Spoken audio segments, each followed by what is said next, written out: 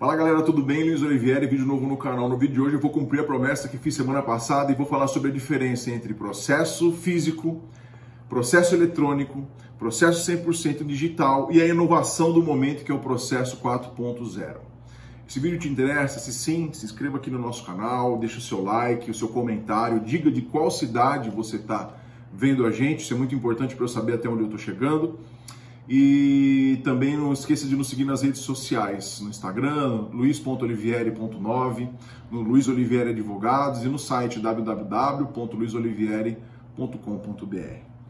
Vamos lá. A tecnologia e a quarta revolução industrial têm mudado muito a vida das pessoas. A pandemia também, que tem assolado a humanidade, fez com que muitas coisas no mundo do trabalho fossem modificadas. Adiantou-se o processo de automação. Há menos de 10 anos, todos os processos tramitavam no modo físico. Era aquele livrão de papel, onde todas as partes peticionavam na máquina de datilografar, quando não por extenso.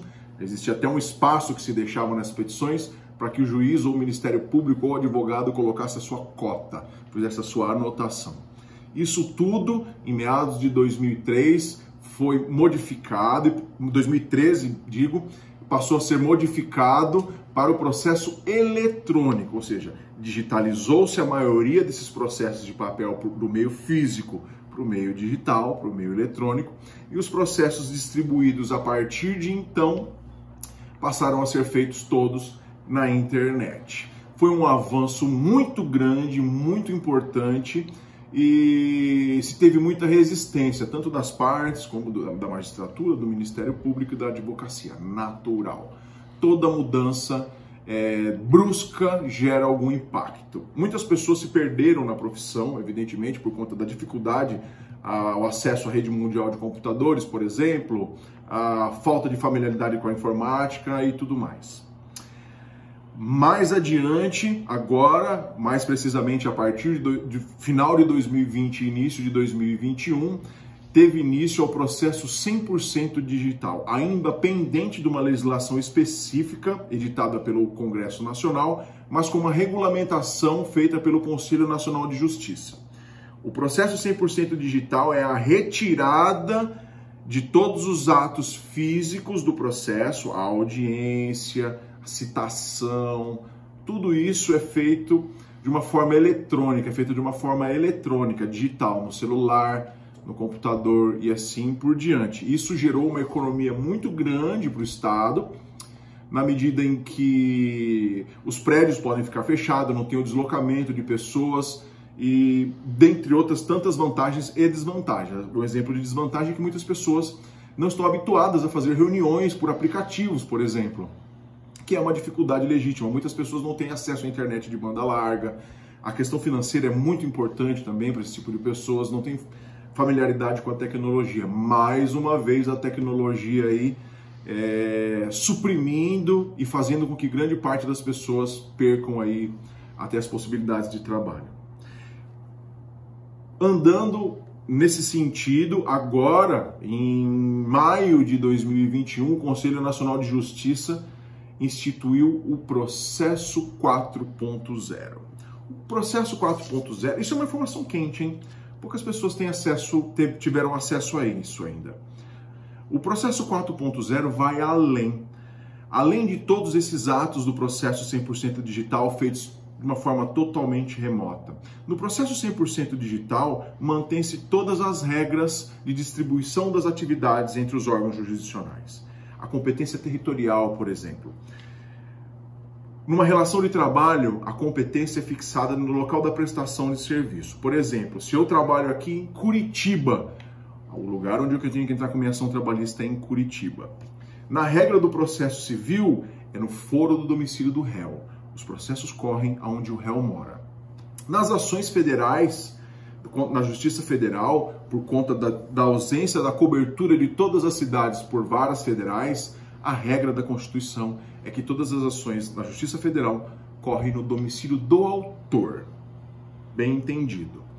No processo 4.0, os tribunais eles criam órgãos especializados que não tem fixação de competência territorial. Então vamos pegar o exemplo da Justiça do Trabalho, se eu trabalhei, tomando para o meu exemplo, em Curitiba, se eu optar no momento da distribuição da ação que eu quero que o meu processo seja feito na Justiça 4.0, me valendo do processo 4.0, esse meu processo vai ser remetido para uma vara virtual que tem uma competência que abrange toda a jurisdição daquele tribunal, de todo o Paraná, de acordo com a regulamentação do Conselho Nacional de Justiça.